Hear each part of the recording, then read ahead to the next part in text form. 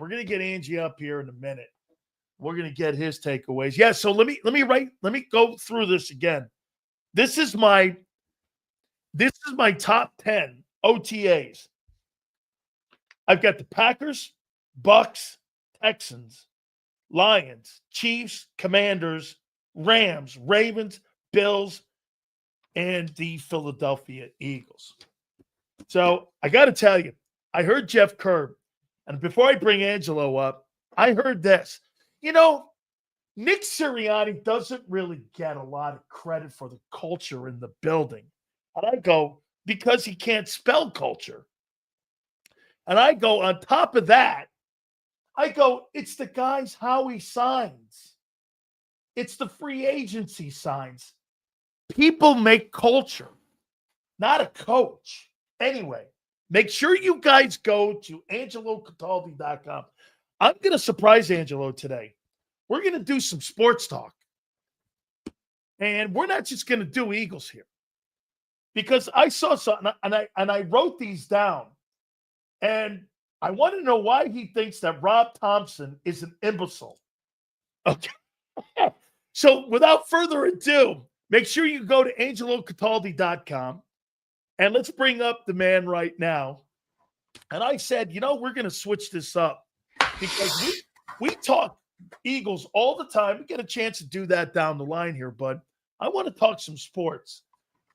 Do you or do you not think the manager of the Philadelphia Phillies, now they won 2-3 this past weekend versus the – Yeah, that was great. Do you think he's an imbecile? No, I think he's been brainwashed. There's a difference. That's actually worse. If you were just dumb, right, then you would make these decisions based on analytics just because – you didn't have any of your own knowledge to work with. Rob Thompson's been in baseball 40 plus years. Rob Thompson was there before all of these stat nerds took over. And he still listens. I mean, I was watching the game the other night, Dan. I turned it off. I literally turned the game off. The Phillies were up 2-0. I did not see what happened after 5 innings. Zach Wheeler pitching a shutout was removed from the game because he had thrown 98 pitches. And Taijuan Walker came in, and I went, you just replaced Zach Wheeler with Taijuan Walker. Do you realize right now, if they were less polite, the Mets would be high-fiving each other in the dugout saying, oh, my God, we've got this guy. Taijuan Walker forgot. I wrote today on my blog, I think Taijuan Walker still thinks he's throwing batting practice when the game's on. So I turned it off. I literally turned it off, Dan, and I checked my phone 10 minutes later because I couldn't, the tension was too great. And the first 2 batters Taijuan Walker faced, he threw meatballs to that landed in the seats, 2-2. There you go. How many times is Rob Thompson going to do the same dumbass stat junk when he keeps getting burned by it? Zach Wheeler should file a lawsuit for lack of support for his own manager. And Zach Wheeler, Zach Wheeler needs to raise some hell. Right? He needs to do with old school, Bob Gibson. You went out to the mound to take Bob Gibson out. You better bring a weapon because he's going to punch you. Yeah. And this jackass Thompson, he just does whatever the numbers tell him to do, even though he keeps getting burned by it. And you said they won 2 out of 3. They won. That's the recipe for winning when Rob Thompson's your manager. Score 8, 9, 10 runs. Then he can't blow it. Angelo, would you say that Rob Thompson is the Phillies version of Nick Sirianni? No, actually, no, I can't do that. See, you try to lead me into these traps. Nick Sirianni won a championship. All right. Okay. Now, and again, you brought up the Eagles. You want to talk about the Eagles. I read something today. These guys covering the Eagles right now. See, I think he's a caboose. I mean, I think he's the caboose on a train. Who Sirianni? No, I I'm think no he took the Sirianni vote. guy, but what's the guy? Oh, the Ruben Frank was writing. He's a stat guy. He does a lot of stats the offseason. Yeah. I read him. I find him very interesting. He did a whole thing that was like a pitch for early consideration for the Hall of Fame for Nick Sirianni. And he's and he's comparing him to all these greats. He's the greatest. He's fifth in this and sixth in all this stuff. And I'm going, Ruben, I'm just saying this to myself. I'm not talking to him. I'm going, Ruben, are you so busy looking these stats up? You're not actually watching the friggin' games? Do you He see made a that? column in an early pitch for Sirianni being a Hall of Fame coach. Well, he points out how he's on a track to Canton. and how, man, no one's done this is a man, and Sirianni has numbers because of what you just So said. does George Seifert. Great roster. So does George Seifert. Stacked roster. Yeah, well, I love your George Seifert thing.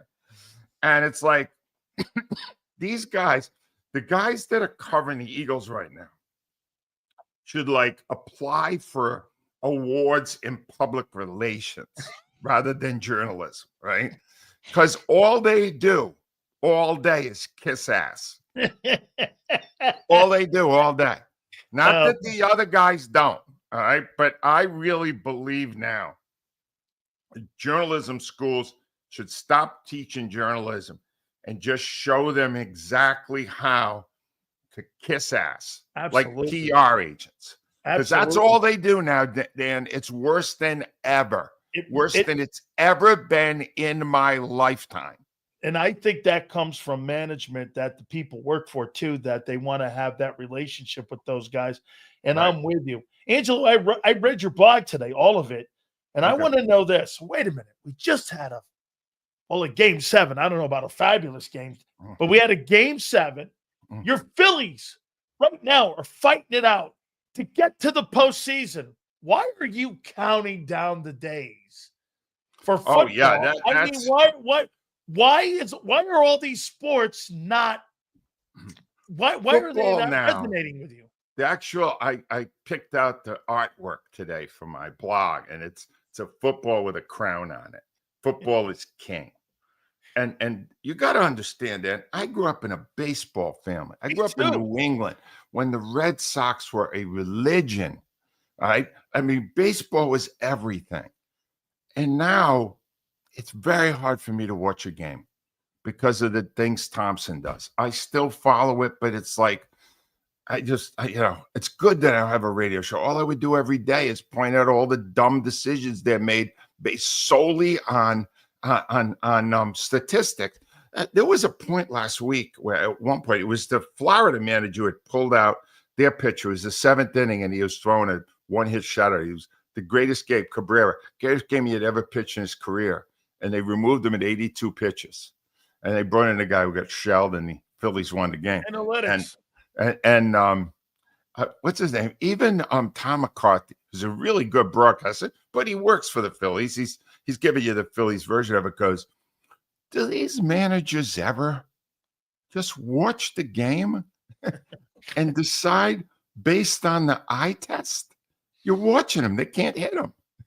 You go, don't look at how many pitches you eye test. If he's starting to get hit, if the balls are being hit hard, caught, get him out. But he's not getting hit. But no, you got to look at the numbers. It's like, oh. So here's the thing on 7. It is exactly 73 days till that Thursday night Eagles game against the Cowboys. And frankly, last night I put myself to a test with the NBA. Dan, I'm going to say, I didn't even put this in a thing I wrote in my blog today. I mean this when I say it, and I don't do it with any joy. I have watched more golf in the last 2 months than any other sport, including baseball, because at least there's some personal drama. I was watching the Travelers tournament yesterday. The guy gagged it on guy 18. Fleetwood hit 41 times. He had finished in the top 10 and had never won a U.S. tournament. Yeah. And he blew it in the final hole. Yeah. And he So, got a bogey, and the guy that was chasing him got a bogey, and that guy won. And Fleetwood walked off at second place again. Yep. I went, I watched it too. That's more interesting to me than watching Rob Thompson count pitches. Okay. That's more Wait a minute. Wait a minute, though, Angelo. I got to stop you there because you know what? I think you've been polluted though, because I'm reading the blog. I mean, you covered McHale and Bird and Magic, and I mean, you know, when you have a benchmark like that, and you have that muscle memory where you reflect back, and then you watch that crap last night, that Game 7, it put me to sleep. Really, I mean, I tuned it off. When it was up like 10, I'm like, I'm not watching this. But I think I'm a little bit with you because, you know, when you watch Jordan, you watch McHale, you watch Bird, you watch Paris, you had the fortune of covering those teams. Even the Sixers, man, were great with Moses and that. Yes. So maybe, again, you're looking at the game now because I am too. And I'm like, that's not interesting. Why does it suck? My theory is that the younger generation that grew up on the three-point play, the three-point shot, that they think this is great because they didn't see it when the point was to get as close to the basket as you could when you shot it. And that required precise passing and plays and cuts and all movement. It was real. And I watched, those guys were brilliant at it. And the previous generation with Bob Cousy and those Celtics were amazing at it. And now it's a lost art because you're kicking it back out. You don't want 2, you want 3. And there was 68 3-pointers last night, attempts last night, which is not above the norm, but it's not the game that I grew up with. Ruined the game? Oh, without a doubt, it's having a horrendous effect in the game because there's no advantage now to penetrating the defense. You're only going to get 2 points if you're working in and get a layup. No, let's go for 3 in the corner or go for 3 at the top. It's not, Dan, it's not. Maybe it's just because I grew up with a different brand of basketball. But to me, that brand of basketball was far more entertaining than this garbage. If I can't watch, that was why I tested myself last night. If I can't watch a whole Game 7 after I watched 3 hours of golf, right, then I'm over basketball. I think I'm over it. I think the take you had was I can watch an NFL game and not have rooting interest, and I could sit there and watch that. But if I watch a basketball game with OKC in Indiana, I have no rooting interest. I have no caring to watch that because I know what the product. I mean, the guy who won the MVP shot 28% from the floor. And I'm going like, I don't know about you, but I don't see it, man. It's just not resonating with me. If it was the Thunder and the Sixers in Game 7 last night, I still would be far more entertained by an afternoon of the Red Zone channel than I would by a Game 7 for the championship. That's how much football has taken over in my mind. Because, they still got issues. They still got some problems. All this resting of players. And I don't go for that. But in analytics in football, it actually has had kind of a positive impact in that on 4th down now, the stat nerds figured out, I guess accurately, that you should be going for it a lot more than you ever did before. And they do. And that creates a drama. And even, maybe it's just me, I love a quarterback sneak. I really love the tush push. Yeah. I get to see it. Otherwise, what do you have? You got violence. You got every game until the very end of the season if you got a lead. It doesn't matter it doesn't matter market size either. No, it doesn't. And the fans are great. And there's so much. I called it similar to sex in that there's a week-long build-up and then you get the payoff. Maybe that tells a little more about me than I should be saying, but whatever. Angelo, that is a couple last ones here for you. And I again, like I said, I read the blog. I loved it. I did a show this morning in Tampa, and I had one of the analysts on from the Panthers. They just had 600,000 people show up to their parade. And I want to know, what year did you go on the air in Philly? What was your first? On the air, I was a part-timer in 1988. Okay. A few months after the format. When did you start, like, writing for the Inquirer. 1983. 1983. 1983. Well, tell me this then, and you don't really like to bring it up that much, but I thought there was, when I was a kid growing up, I was an Islander fan. I thought there was a giant Flyer fan base, and I thought that there was like a huge fan base when the Flyers had all those Bobby Clark teams and the Broad Street guys. I mean, then the Hextall guys came. I thought you guys had a big fan base, but you're like this. The less I talk of the Flyers, the better. What happened to hockey in Philly? That's fascinating because I wasn't here for the Broad Street Bullies, but I couldn't go a week in the days that I was radio sports talk host. I couldn't go a week without somebody wanting to tell me a story about the parades when the Flyers won in 1974 and again in 1975. The parades were epic. That's your only dynasty, really. The excitement in the city was second to none. My theory on it, 50 years later, is the city never loved hockey. They loved the way that those teams played. Because those teams fought. There was the fighting that got them on their feet. It was the pulverizing of you couldn't do today what they did 50 years ago. Personalities. And the personalities, and a lot of them didn't even have helmets then. The fact of the matter is, regardless of whether these fans grew up liking the sport, which is, it's never completely connected with me. But I work with Al Morgan. He was in the Hockey Hall of Fame. He loved it. I work with Keith Jones. He's currently the president of the Flyers. The Flyers have sacrificed any right they would have to having a strong, powerful fan base because they have sucked for so long, with occasional moments and then another 10 years of sucking. And right now, they're at their lowest point. No one cares about the Flyers right now except the 12,000 people or so that are season ticket holders and a few hangers-on who still remember the great days 50 years ago. And it's wow. You know, the fact is, this is the definition of insanity, Dan, that most of this drought has been occupied with former Flyer players running the organization, despite the fact they never established that they were any good at it. And I'll go all the way back to Bobby Clark, Paul Holmgren, Danny Bria, and Ron Hextall came in for a while and screwed everything up and had an attitude about it, no less. Yeah. The Flyers, and I'm saying this with my co-host as a president now for almost 2 years, the Flyers have never been able to connect with their fans because they always insulate themselves in an athlete's environment. Athletes don't want to deal with the media. Athletes are not fan friendly, with some exceptions.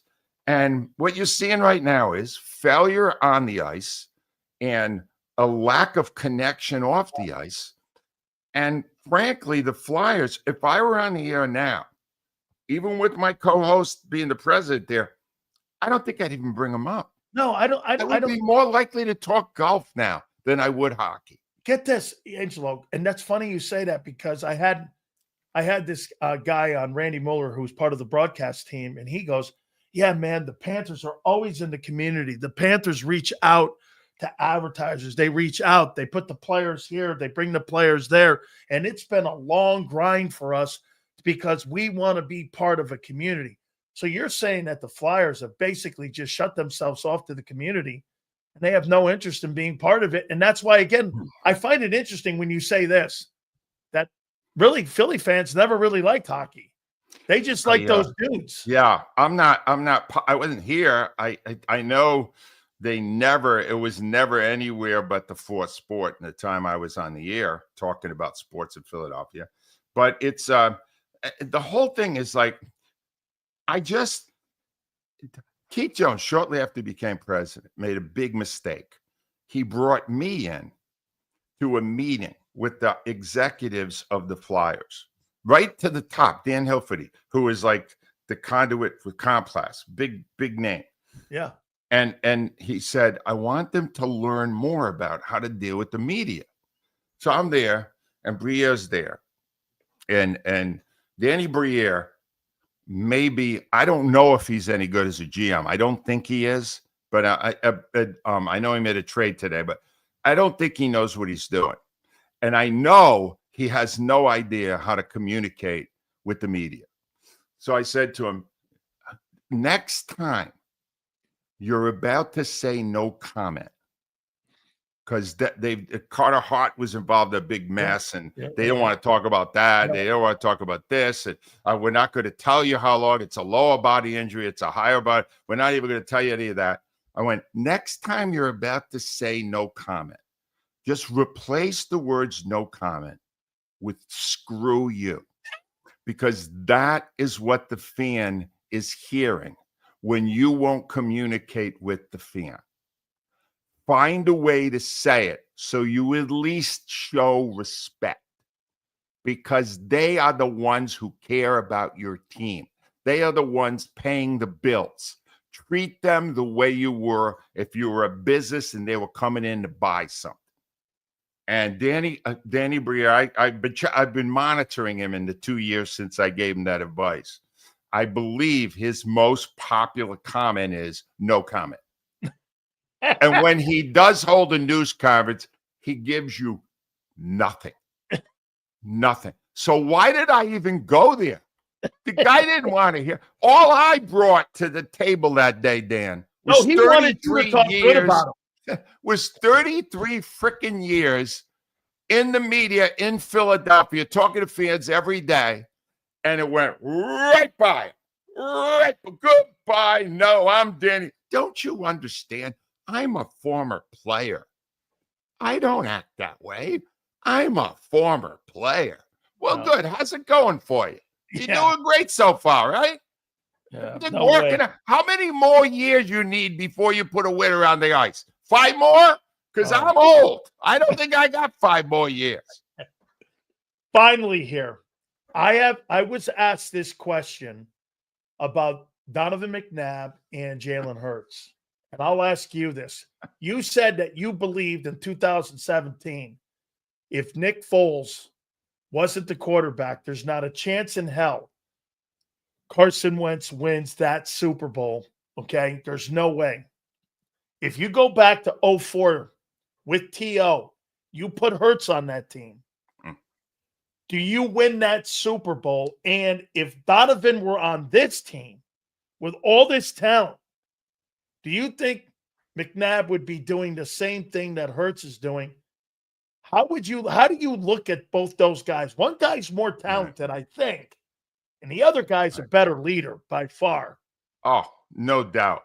Donovan had more, he had more talent than Hurts, no question about it. Donovan would have had a better chance to win a championship with this team. This is a better team than 2004, in my estimation. All right. But he probably wouldn't have done it because he was a choker. They would have had a better chance with him than they would have had with Wentz. I'll say that. Wentz happened to be on the other sideline when the Eagles destroyed the Chiefs. It's on the Super Bowl.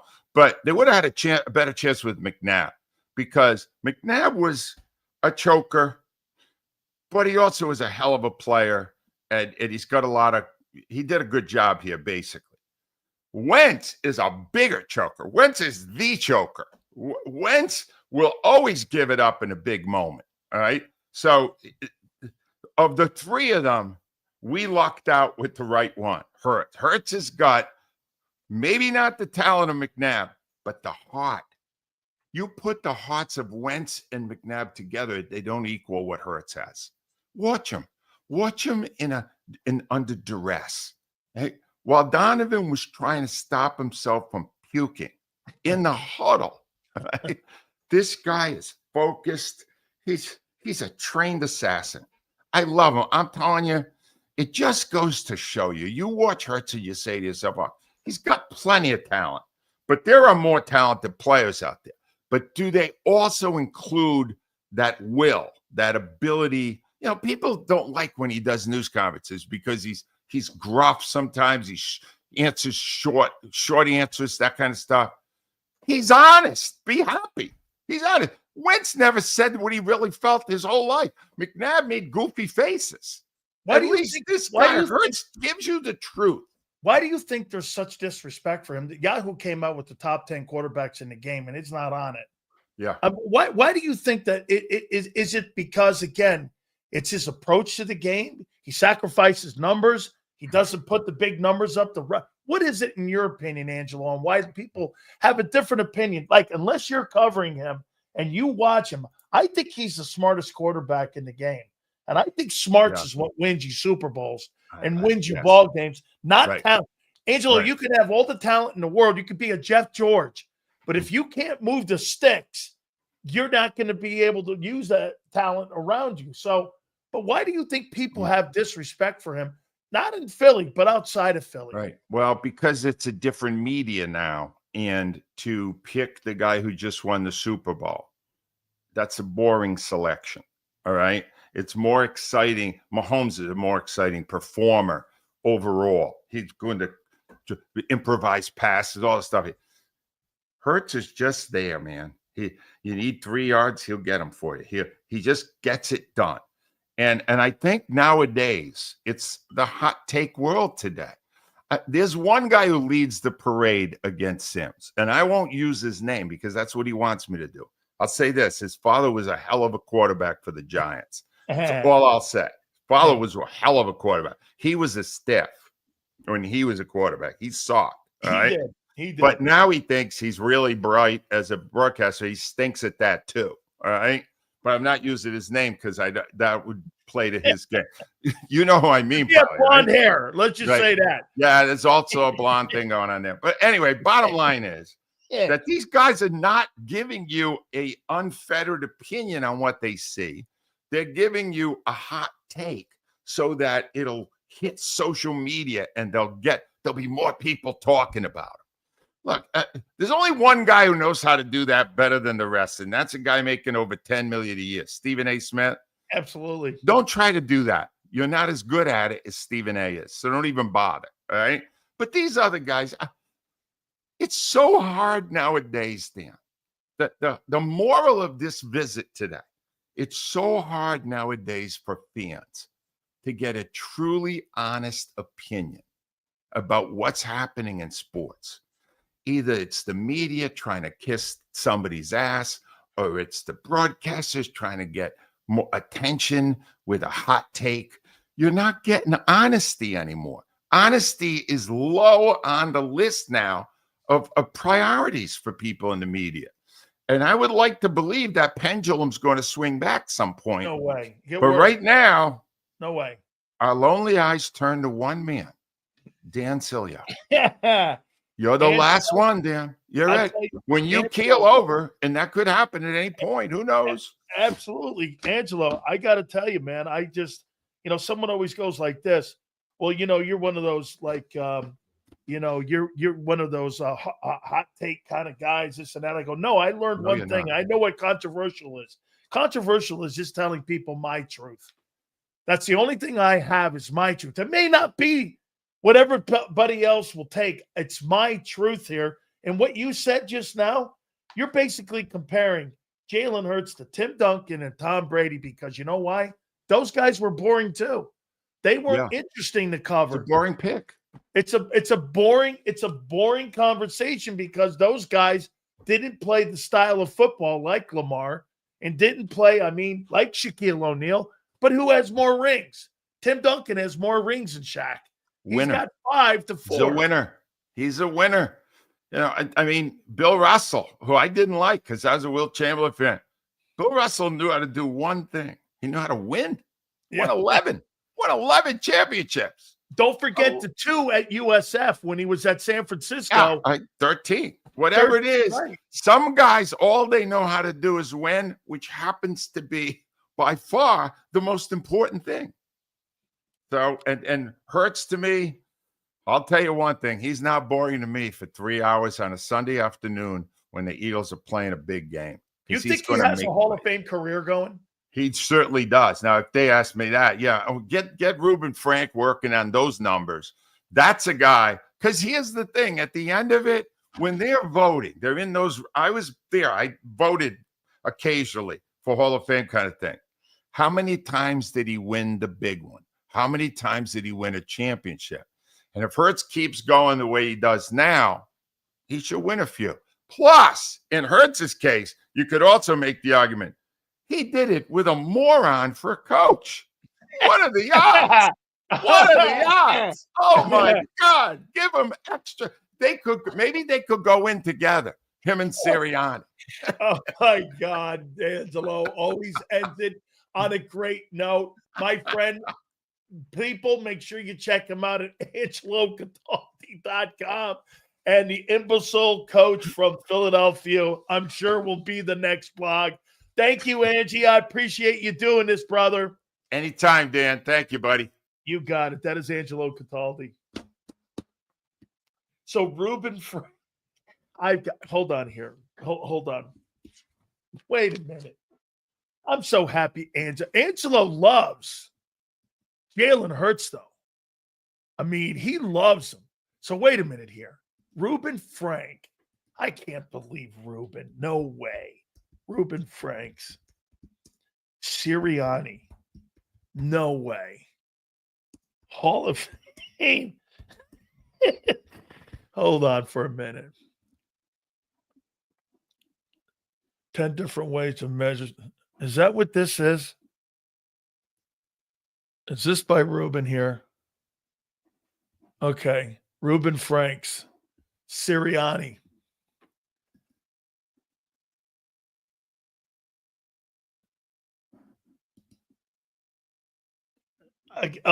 This is great fodder. Holy cow. He thinks he's trending to be a Hall of Fame coach. Okay. Let me see here.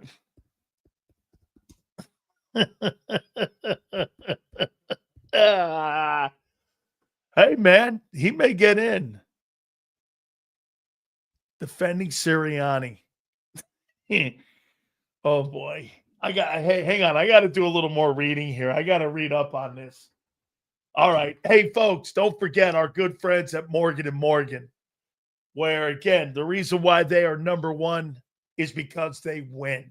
With thousands of attorneys from coast to coast, with over $30 billion recovered.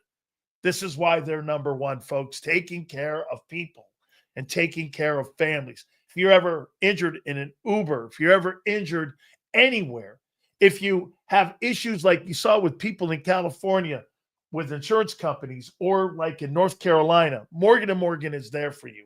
If you're ever in trouble, do me a favor. Call my friends at Morgan & Morgan at forthepeople.com/big sills or pound law 529. That's forthepeople.com/big sills or pound law 529. And do me a favor. You tell them Big Sills sent you.